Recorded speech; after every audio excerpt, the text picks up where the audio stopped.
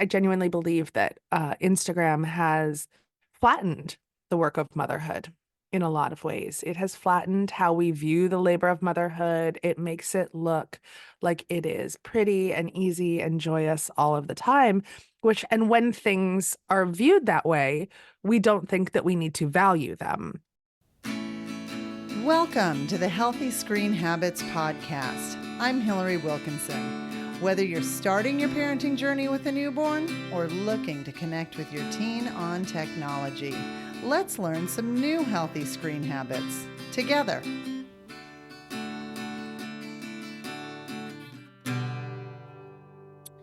So here's something I'm about to admit. I don't subscribe to a huge number of podcasts. I feel like I'm letting you read my notes app when I'm saying this. So hear me out. The reason why I don't subscribe to a huge number of podcasts is because I am constantly genre hopping and pursuing various rabbit holes through which to dive. And that being said, on the top of my subscribed podcast feed is Under the Influence with Jo Piazza. Jo is a best-selling author, journalist, and her take on how social media influences so much of our lives and how like the commodification of every single aspect of our lives is driving everyone, but mostly women and mothers, a little insane is hilarious and frankly a little horrifying. So Jo is taking a minute away from her massively exciting book launch of The Sicilian Inheritance to chat about screens, social media, and the never-ending task of being a mom. Thank you so much for chatting with me, Jo. I'm so excited to be here. And that was a great introduction. I just want you to follow me around to places and be like, let me tell you about Jo. And I can just nod and be like, thank you. Thank you for Oh, saying it. yes, Yeah, that's absolutely. kind I'd and love to. wonderful. Yeah. Yeah. Well, I mean, it's so funny. I think about this a lot because I started Under the Influence 4 years ago. And the goal of the podcast was really to do a deep dive on mom influencers. And that was it. I'm like, who are these women? How did this happen? And like, what does it mean for our lives? This will be 8 episodes. I'm in, I'm out, and then I'll forget about it and move on to something else. And now 4 years later, I think that social media is media now. It's just media. And it has such a massive impact on almost every aspect of our lives that I now do 2 episodes a week and think about this all the time. So we never know where life is going to lead us. So when I started following Under the Influence, you kind of had me at hello because of the Oh, I uh, love that. no, because of your you kind of peeled back the veil for me Hmm. on these insta perfect lives. Like, I don't know why, but it had never occurred to me how people were getting pictures of their whole family with Hmm. like the perfectly tousled hair in matching pajamas in bed, or in the back of a vintage pickup truck. Yeah, It never occurred to me that, like, how are these people getting pictures of themselves with their children? yeah, yeah. You were the one that peeled back the veil for me on, oh, this is a business. This Hmm. is a brand. And there's a particular feed, if you will, Yeah. that you mentioned kind of a bit, just because there's this interesting dialogue ongoing with you with Tradwives, which stands for Hmm. traditional wife, and which is different than a stay-at-home mom, Different which than a stay-at-home mom. Yep. you're Yep. also very clear in that. Can you break that down just so people understand?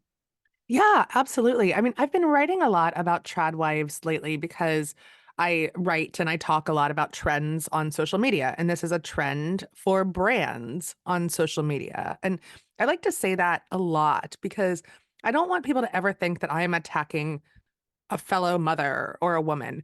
Make no mistake, if you are a person with hundreds of thousands, if not millions of followers on social media, and you are working with brands to sell things, you yourself are a media brand. And so, like, I think therefore the things that you are doing and selling as a media brand can be open to the same kind of scrutiny as, say, Nike. So we should be thinking about these properties as brands. And something that's been happening in a lot of the mom influencer accounts lately is hashtag Tradwives. And it's a sort of false nostalgia for a 1950s that never existed, where women are very submissive to their husband, where they are solely focused on their roles in the home and but mostly have no agency over their lives. That's the big thing. It's not a stay-at-home mom. A stay-at-home mom is working her ass off. She is working in the home. She is the CEO of her family. This has nothing to do with that. It's a very specific type of false nostalgia for female submission, lack of agency, lack of control over your finances and your life. And it's also bullshit. So we're seeing all these accounts that promote this because I think it does well with the Instagram algorithm. But these women are making money off telling you to not make money. And so the irony is so intense. And I do think that these accounts should be massively challenged. One of those is Ballerina Farm. The brand has more than 8 million followers. They are a Utah family that is very rich because the husband is the heir to one of the founders of JetBlue, and yet they cosplay poverty on this farm as if they live in like Willy Wonka's Charlie and the Chocolate Factory's grandparents' like house with a single bed for everyone to be sleeping in. While they're selling you things like $89 sourdough starters or $49 bags of flour. Because that is their brand. Their brand is like, we're back to the earth and we're independent people, we're just like you. And I'm like, you're nothing like that, like us. And so we should be pulling back the curtain on who that brand is, because one of the ways that social media is so nefarious is that we genuinely think that we're getting a window into people's actual lives when really we're just seeing what they want to show us. Right. Right. And they're not people. That's the other thing. Like I hesitate sometimes to talk about the Ballerina Farm account because I get a lot of anger coming at me, being like, why are you so mean to this nice young Christian farmer lady? And I'm like, I could care less. I don't know her. But her brand has the influence over 8 million people. And that's a lot of power. And so we should talk about what they do. Yeah. No, and there are rules within the business world of advertising about false advertising.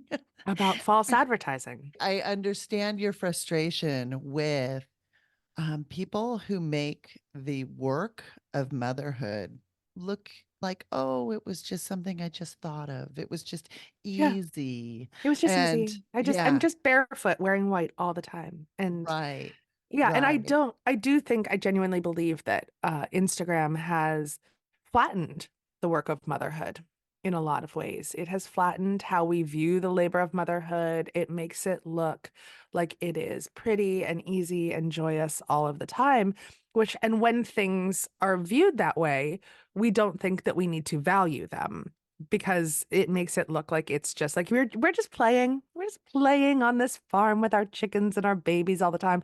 And I love my freaking kids. I've got 3 of them, all under the age of 6. But it is work every day, and there are moments of joy in it, and there are also moments where it is a hellscape. And Instagram has completely flattened that labor, and the view of the labor. Right. Now, I do have to say what I kind of enjoy, and maybe it's just my sense of humor, but I do enjoy there are some like parody accounts that Oh have come yeah. up with, Mm-hmm. where they're like, they start off with, oh, my children wanted cereal today. So and they lead you through like a, 6-hour process of baking Mm-hmm. cereal that basically is the same stuff that you could quite honestly pour out of a box. And, Literally, yes. and they look like they're having this, euphoric experience while they're finally eating their finished product. But Mhm. those I find kind of funny. Like I said. I do. No, I find all of the parody accounts funny. I find the satire, and there's a lot of things that I do enjoy about social media. The thing is, I genuinely believe that the bad outweighs the good at this Mhm. point. Oh, you will not get an argument from me. No, no. Absolutely. With Not in both the social media and with phones and screens in general, I think the bad just outweighs the good. There's some nice things on there. I get a laugh once in a while. I wish that these things didn't exist in our life. Right, right. And so that kind of like goes into so like I said, you started with you started under the influence with this fascination of Mm. Instagram parenting, basically. Yeah. And you yourself experimented with, how do I do this? How do I make a buck out of parenting, you Yeah. know? And 100%. and I was fascinated to follow your journey through that. And then there was kind of a turning point for you, because it was interesting, because for me, because I swim in the digital wellness pond, Yeah. I was like, oh gosh, like, oh, what are you doing? What are you doing? What are you doing? And then you kind of have this growth point where you're kind of like, wait a minute, kids are not content. What is happening? And this is A, really hard work, and Hmm. B, nobody's happy while in Nobody's my happy. house while I'm No. doing it. And I'm going to add a C, like, you had some moments. I feel this is so weird. Like, to be very clear, Joe and I have never met, but this is a clear But now we know example. each other. Now we Ri fully know each other. Yeah, Yeah. so which is the beauty of social media, but Hmm. also an element of that parasocial relationship that develops with Totally. these accounts, Yeah. that we feel like we know these people. And you had moments at, like, the park with your child. Can you, talk about. Yeah. Yeah. Totally. Totally. I mean, I'm in such a weird place with social media because I've been a journalist my whole life and now I'm a novelist. I write books and my job is to sell you books. And so I've got this new one, Sicilian Inheritance. It's out, but coming out like right now, immediately. Like I'm literally giving birth to a book as we speak. And in order to sell those books, I have to be on social media. It's like really the only way to get in front of readers at this point. 4 years ago, when I was playing around with this experiment, I was like, oh, okay. Well, if I want to try to understand this, and also, hey, who doesn't want money? I'll try to be a mom influencer and maybe it will like build my brand for the books. Maybe it's some easy money. And I played around with it with like, getting the right shoes, the right water shoes to put on my kid and take pictures of them. And you get the affiliate links. And first off, it was like so much work. I mean, I've built entire websites and magazines, and like this was so much work. Anyone that just thinks an influencer is putting up a picture, they are wrong. Like to be good at this, like it is a full-time job. Granted, it's a full-time job you can do while you're watching your children, which is a nice thing in a world that hates women in the workplace. So I'm trying this. I don't like it. My kids hate it. I hired a photographer to take a week's worth of content of us for the page. We did the matching jammies things from Hannah Anderson. And again, this is 4 years ago, different world, like the same, but also like it feels cute now. And like everyone was miserable. Everyone is crying. My husband is like, I hate this. I'm like starting to hate you. And also, my kids didn't want to do it. They didn't want to be content. And like that was the moment that I was like, okay, you don't have to be content. And that was even before I did the deep dive and how dangerous it is to put certain pictures and images of your children out there. But as my account has grown, and not just from that one experiment, but because I do share a lot of my life on social media as an author, as I grow my author brand, people recognize my kids on the Mhm. playground and it can get weird. It can get real weird. There was one woman who wanted to be mom friends with me. And so she posted weird shit about my kids on Facebook. And this can happen to anyone. It's like classic single white female, right? But at the same time, it made me realize, and lots of other things too, I don't want the whole world to know everything about my children. I wiped them off of my pages, like about 90% of them. I usually don't put them on the grid. I will share them in stories sometimes because so much of what I talk about as a journalist is also being a mom. And I think it's important to talk about that part of my life. But I love your rule that you have unhealthy screen habits where you're like, if you wouldn't send this to grandma, don't post it. And my rule is if you wouldn't just show this picture or this video to the creepiest guy in Starbucks, then don't post it. So if like you wouldn't just like be like, hey, creepy dude in the corner talking to yourself, do you want to see this picture of my kid in the bath? If you wouldn't show him, don't put it on social media because you're showing him. I totally agree. And that kind of goes into the line of thinking that we have also where the internet is a place. Like people think of the Hmm. internet as like a thing that's kind of over here. And actually, no, the internet is a place. So if you, like you said, if you wouldn't be bathing your child in the middle of, Hollywood and Vine, Yeah. why Yeah. why are you putting it out there? And there are other ways. Some people use they will comment and say, "Oh, but that's how my family stays in touch." That's Yeah. fine. That's Create a fine. private only account. Like You can have a private account. You can have a mhm, private account. yeah. You can have a WhatsApp. There's Marco Polos. There's lots. And I've thought about that before too, and in the beginning it was like, oh, this is so much easier than texting both grandmas all the things all the time, like, the Facebook and everything. And it was still a public square then, but it's so much bigger now. We really do need to think about it as a place. And there's so many other ways to stay in touch now. So Right. nope, nope. Right. And I don't use social media like as a consumer. And I was just on a road trip in Sicily 2 weeks ago because in addition to writing The Sicilian Inheritance, the novel, which is loosely based on my great great grandmother's murder, I decided to solve the murder in real life in a true crime podcast because I'm a psychopath. So I went back to Sicily and my best girlfriend was there. And she is an attorney who consumes social media like for fun. And she's so mad at me. She's like, you never like my posts. Like, you don't know what's going on in my kids' lives. Like, I feel really like disconnected. And I was like, I don't go on and scroll. I go on and post because I want to talk about the podcast or I want to talk about the book or I'm answering questions. Like, it's almost like an inbox. In a way from readers or from media people. I'm like, I never see you. And it's not because I don't choose to or I don't want to, but I'm so burnt out by the time I finish doing the work things, I have to put it away. Right, right. And it's kind of one of those things where here you're a fully grown woman with a fully formed identity, husband, 3 kids, clearly a booming career, and you recognize that burnout feeling. Yeah. But I mean, and that's where I agree wholeheartedly with the Surgeon General when he says we cannot continue to place 13-year-olds in this lane. You're No. putting tweens and children up against the best programmers in the country, and it Hmm. is not a fair fight. It's not a fair So, fight. No, it's yeah. not. It's not.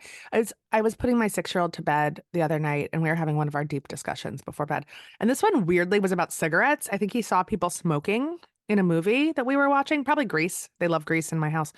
And speaking of screen habits, my kids watch really inappropriate movie musicals. And he's like, "What are cigarettes? Like, why do people smoke?" And I was like, "Oh my God, let me tell you, when I was growing up, I lived in a house of smoke. I'm like, my parents both smoked a pack of cigarettes a day, and I just like lived in a world of smoke. And I'm like, and people used to smoke on airplanes. They like flew in like a plane of smoke. And he's like, this is crazy." And I'm like, You're like, I know. yes, it Yes, it was. is.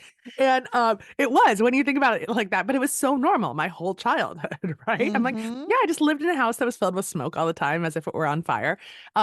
And I think about that with screens and social media. Like we will look back if we make the right choices and be like, why do we have this thing in our hands? Why are we staring at a screen when we could be looking out into the real world? Like, why did we choose to make that completely irrational, weird choice and think that it was okay for our kids?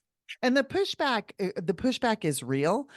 And the exciting part is that it's happening. Like I'm Yes. further down the parenting path than you. I'm almost like opposite end of the spectrum. I have a 21-year-old and a 17-year-old. Oh my gosh. And Yeah, wow. Like that's not even real to me. I know, I know. That being said, let's go back a little bit. I listened to, like I said, I mean, I listen to your voice all the time while I'm going through my day. And one of the former guests you had, you guys Mhm. were talking about brain development Yeah. and young children. And I was, it was very funny because I had just that week spoken with the nation's leading pediatric neuroscientist on brain development and screen use. And I don't know that accurate information was given to you.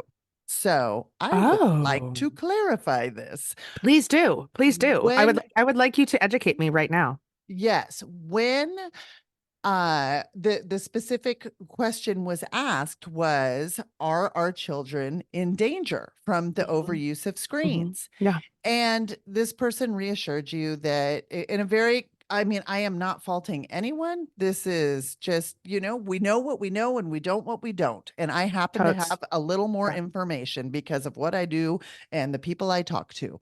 Hmm. And uh the question was in regards to brain health with Hmm. the very young and screen overuse. And uh there is fMRI data that shows change in brain growth and development with the Mm. overuse of screens. Within the brain, there are two types of matter, there's gray matter and there's white matter. Hmm. Okay. Hmm. This is brain science according to Hillary here, which is very going to Yeah. be very Yeah. basic. Okay. So, gray matter, I think of as content areas. Okay. Hmm. Hmm. And Hmm. white matter is kind of the tracks that run between Yes. them. Okay. So, they're the Mhm. highways. And what has been found is with the overuse of screens in the very young is a thinning of the white matter, Oh, which that's no good. We don't and want that. yeah, an underdevelopment of the white matter. Now, interestingly, as we age, this also happens. So when Mm. you Hmm. stretch that out and apply it, if you are starting with a thinning white matter area and knowing that a natural progression of age is a thinning of the white matter, we are going to end up I mean, we are setting our children up for a less than ideal situation in aging long term. Yeah, it's not good. It's not good. And it's so funny to, I mean, none of this is funny, but Right. uh because we do all of these things to set our children up for the right things, right? It's like, okay, I'm gonna take all the prenatal vitamins. I'm not gonna drink. I'm not gonna smoke while I'm pregnant. And then yet, yeah, I think we do ignore a lot of things when it comes to screens. Here's my question about that. And some people have mentioned this to me, and I think this is all the Wild West too. Like I think that we're like still learning constantly about this. I mean, much in the way that we thought it was okay for children just to live in a house filled with smoke for so long. Um, are different screens different? Like, is Yes. it like, oh, okay, what we do, we've been watching a lot of movies together lately, like we have a big projector screen. And so we've been doing family movies, and I love that because I'm like, wow, this is a really great way. Like the Parent Trap just really helped me explain divorce to my kids in a really brilliant way because their friends' parents are getting divorced.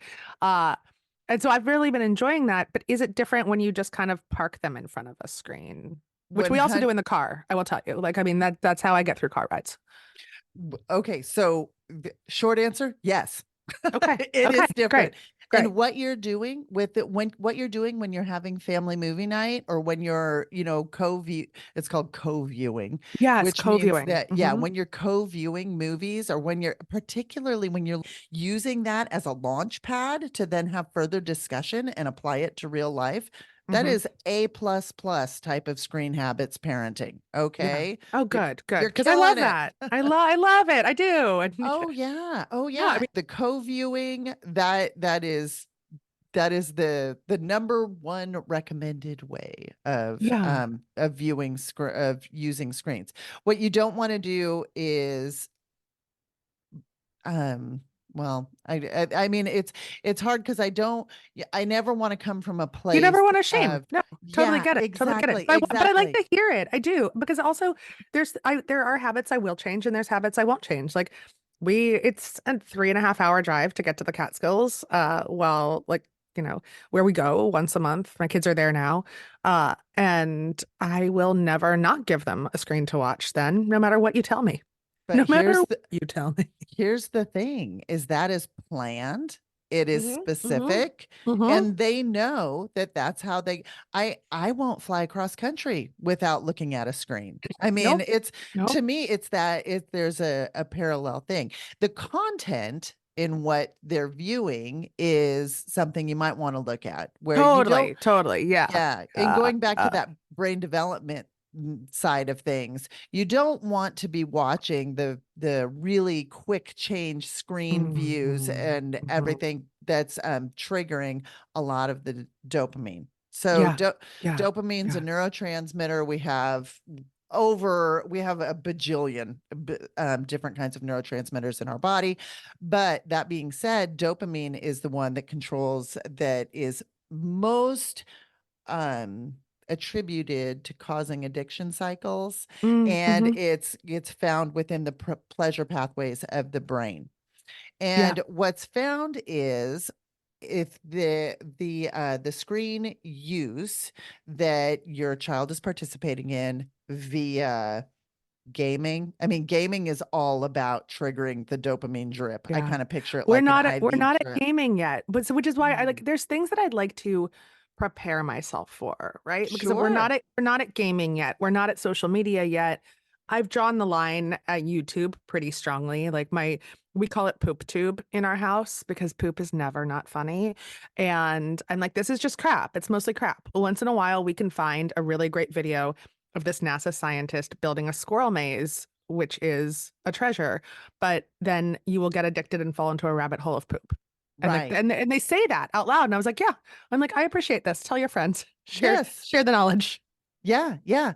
And also what you're doing is you're actually helping build resilience against just this like dopamine overfeed Mm, where the brain will re-regulate and reset to needing that constant dopamine and yeah. to just feel okay. It's I mean it's a true that's what addiction is, right? Is That's what like addiction is. you Yeah. need the substance in order to function at a normal state. The Hmm. challenge being is that without your natural chemical that it interprets pleasure, if you cannot trigger that without hyper stimulation, the crash is more severe and the depressive state incurs.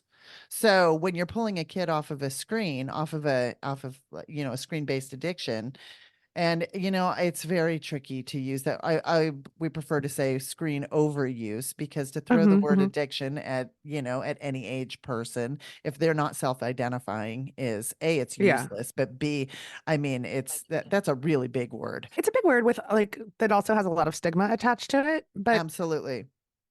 so I feel that because also word choice is so important. But I will say like I when I compare it to like drinking or cigarettes, it's like the only time I can see people kind of have a breakthrough with it. Like when I say I'm like, no, it's an addiction because it's programmed that way. So I almost like I like to use the harsher word with it, but I feel like you can't if you're like trying to impact policy. Right, right. I think it's one of those, we have different languages We have different language for different for things. different Yeah. circles. Exactly. And maybe at the park or at the play date, we can use the big A addiction The big word. A, the big But A. Well, yeah, we can say the A privately, but now for right. now overuse. One of the things that I worry about is, before I became a parent, I had all these ideas of what I would be like as a parent, and those all went out the freaking window. So what one of the things I am curious about is as we approach the world of social media, and because I had my kids when I was a little bit older, I have friends with kids that are just approaching like 11 and 12 and like they're just getting their first Instagram accounts and those things. My hope is that these companies die before my children become that age. I'm like I just hope they're gone is my plan for parenting, but I know I can't think that.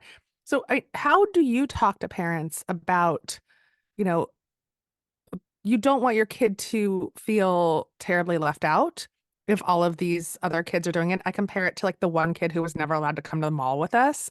And that kid had no friends when we were in junior high because our Sure. parents were like, you can't hang out at the mall. And we're like, okay, sorry, that's the only place we go. Right, right. Okay. And I can only speak from experience because Yeah. I was the mean mom. You Okay. were the mean mom. Okay, great. Yeah. So here's the thing. What you know about social media supersedes what your kids want, Mm-hmm. you know? And you know what? Maybe your 10-year-old is really intrigued with the wine you're drinking also. Mm-hmm. Mm-hmm. And, I mean, and different families, different cultures, all of that aside, you are probably not going to be pouring a full glass of wine every night Mm-hmm. and sticking it in front of them. And, with social media, the equivalent would be, serving it for breakfast, lunch, and dinner. Yep. Yep. Yep. Yep. But Yep. Yep. but I understand the concern about social connection because I mean, we are wired physically for social connection seeking at that Mm-hmm. Mm-hmm. developmental stage. What I can tell you is that social media actually undermines those connections. It is far more important for you to provide lots of experiences and ways for kids to connect with offline activities, whether that's Mm-hmm. through athletics, providing a screen free adventure. I mean, when you get what this is why we have to sort of normalize this language with our friends. uh, Not unlike if your kid was coming to my house, I would say, do you guys have any allergies, any dietary restrictions I need Mm-hmm. to know about? I need to be that open with just so you know, we're a screen-free house. I collect cell phones. If you Mm. or we park cell phones, your child can have access to their cell phone to use it for a communication tool if needed. The same way parents did forever. Like, just Forever. forever you can find me. Yeah. Right, Yeah. right. Um, And providing a lot of different experiences for kids to connect one-on-one in mhm. in offline type activities will actually insulate your child from the effects of social media greatly. And it gives them tools to bounce back from, having your feelings hurt or I, Right. I'm I mean, when we are relying on social media as our only form of connection, chances are your phone is going to be the tool that you're also relying on for when you're feeling down. You're going to be seeking that little dopamine hit that I was Oh, yeah. talking about to make you feel better, right? Hmm. Well, when the thing that you're searching for to make you feel better has become the thing of greatest pain, you are now entering that land of betrayal, which betrayal, when you rank emotions, is, the top of the list as far as impact. So it's I think you stand strong, recognize that social media was never developed for children and even teens. It was developed for young adults. Hmm. And so many of the platforms rely on the age 13, and parents misinterpret that as a rating, like what we would see Mm. in TV or movies where we've got like PG-13. And Yeah. so parents quite understandably think that 13 is a rating.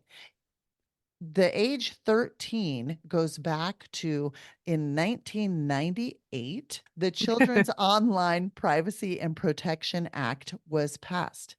I want you to remember what our online world looked like in 1998. It was Mm. It was nice. nothing. It was really nice. I want to set all of my books in 1998 because it's pre-smartphone There you and go. pre-Google. There you Yeah. go. I'm like, you could maybe Netscape something, but you're not going to find a real answer. And it's going to take you Exactly. 25 minutes. Exactly. And the graphics will be so horrible, you have no So incentive to shitty. stay So on. shitty. You don't want to stay on Yeah, here. No, you don't. Mm-mm. exactly. So that is you were talking about working on policy, and that is a policy that is currently looking to be updated. With the short name for that act is called COPPA, and they're working on COPPA 2.0. But it was set to legally, companies cannot collect data from children under the age of 13. Yeah, And nor should they. Nor that should they. exactly. But that is the reason for 13. It's Oh, and it's not. not just because, oh, they're fine now. Just, No, it's not a developmental rating, but mm-hmm. understandably, people misinterpret it. So the developmental rating more and more is age 16 for social media. And that's a hard fight. I can tell you, I have been there. I mean, Yeah. the current recommendations at Healthy Screen Habits is to delay smartphone acquisition Mm-hmm.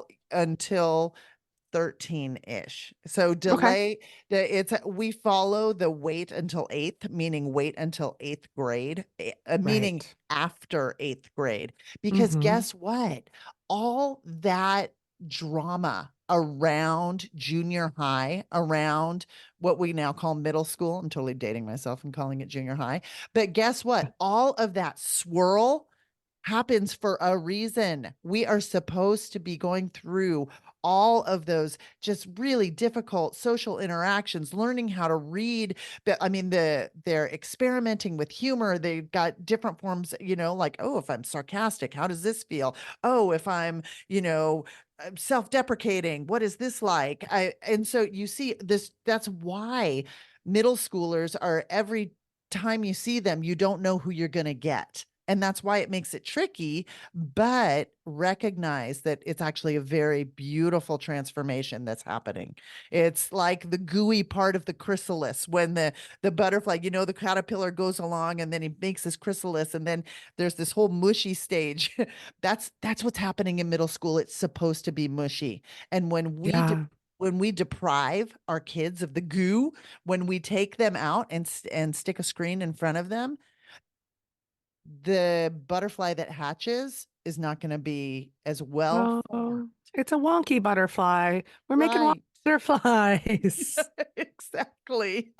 I swear to God, the things that are coming out of my mouth, I am just like closer to the cancel train every day, every Nope. day. Nope. Not at all.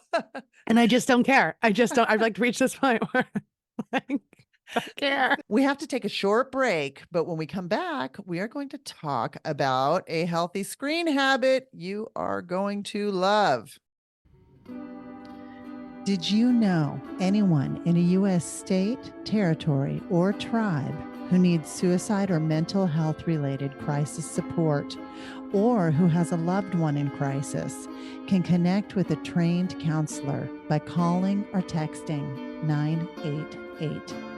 988 is the easy to remember number that reaches what is commonly referred to as the Lifeline, a network of more than 200 state and local call centers funded by the U.S. Department of Health and Human Services.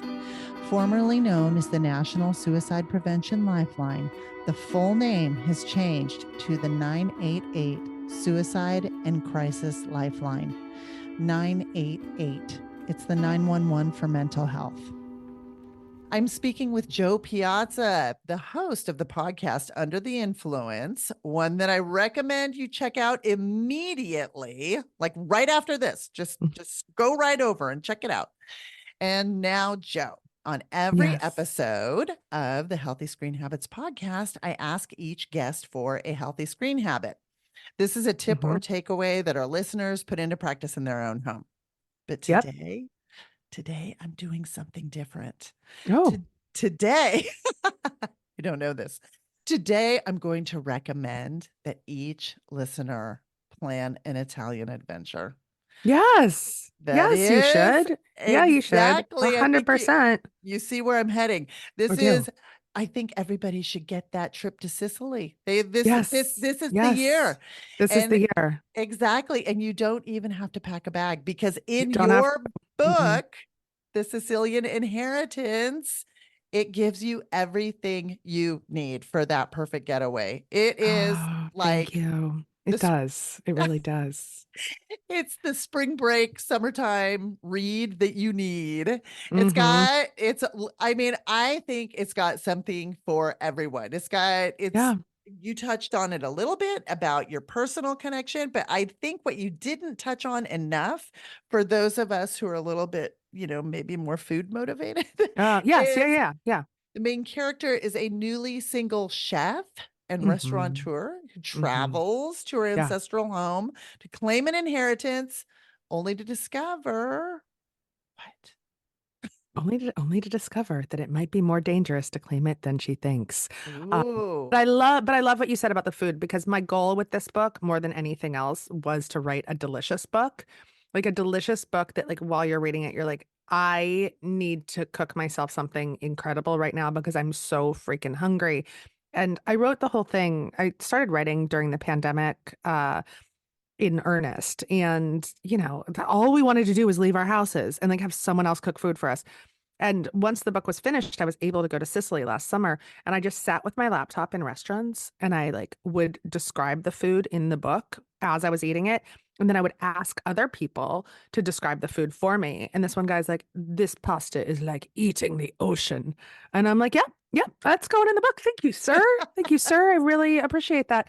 So, I mean, I love that you say it's got something for everyone because a lot of people are telling me it's getting them out of their reading slump. It's got adventure, it's got murder mystery, it's got sex in a cave, which I just don't think we're talking about enough in the marketing promo for some reason. It's like they think Target won't like that ad. But I'm like, there are people out there. Look at the bestseller list. It's a lot of fairy sex right now. So yeah, it's got sex in a cave. And but I want to tie this into two healthy screen habits that have been really, really working for me because people ask me all the time, they're like, I don't have time to read anymore. And I'm like, how much time are you on fucking Instagram? Like, and I don't say that like as a shame thing. It's something that I do too. But like, if you were to pick up the phone and scroll and be like, I'm just going to scroll through here mindlessly, you probably have about 15 minutes to read a book, which is probably going to get you a chapter of a book in. And so I don't bring my phone as much as I can. I try not to bring it to the bathroom. I keep a book in the bathroom. Let's be honest, we scroll a lot in the bathroom. I don't use my phone right before bed. I read right before bed. Or if I'm at like a kid's boring basketball game or practice, I don't look at my phone. I'll read a book. And I read a book like in line places and stuff too. I keep a paperback with me all the time. And I think if you if you're very purposeful, if you think about consciously replacing your scrolling with reading, you can read a book a week, honestly. We let that suck up our time when we could be giving it to something else.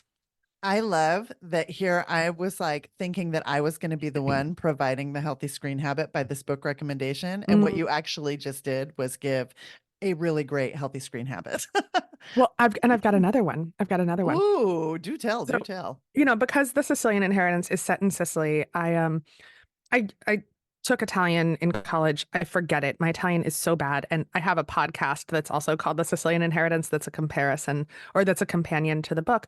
And you hear how bad my Italian is. It's pathetic. I almost asked them to take it out, and then I was like, I have no shame anymore. I don't care.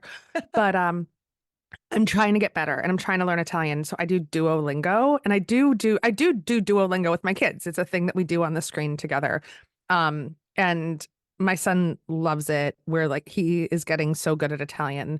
And it's because he gets things like subject verb agreement that I never understood when I was first taking a language. Like it helps with that. But I make myself do Duolingo before I'm allowed to open up any social media apps. So I'm like, oh, did you not do your Duolingo lesson for 2 minutes today? No Instagram for you.